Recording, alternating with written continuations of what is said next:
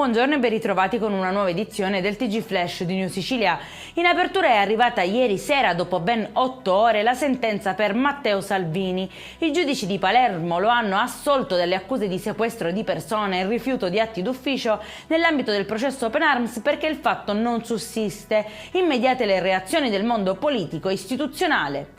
Proseguiamo con la cronaca. Una mamma messinese e la figlia di 10 anni sono morte schiacciate sotto un tir in un maxi tamponamento che ha coinvolto una decina di veicoli sulla Salerno-Reggio Calabria. 8 i feriti, tra cui il marito della donna e il figlio di 3 anni ricoverati in ospedale.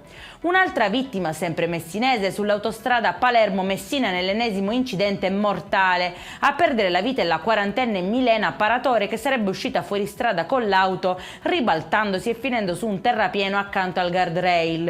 Vani soccorsi per la donna, solo contusioni per gli altri 2 occupanti del mezzo. Un bilancio drammatico che segna l'inizio di questo weekend prenatalizio.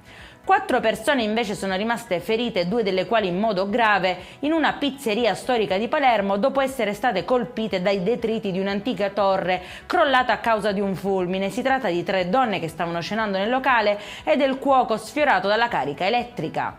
E in chiusura è iniziata ufficialmente oggi alle 10:21 la stagione invernale. Il giorno in cui cade il solstizio d'inverno che apre le danze è il più corto dell'anno, in cui il sole raggiunge l'altezza più bassa sull'orizzonte a mezzogiorno.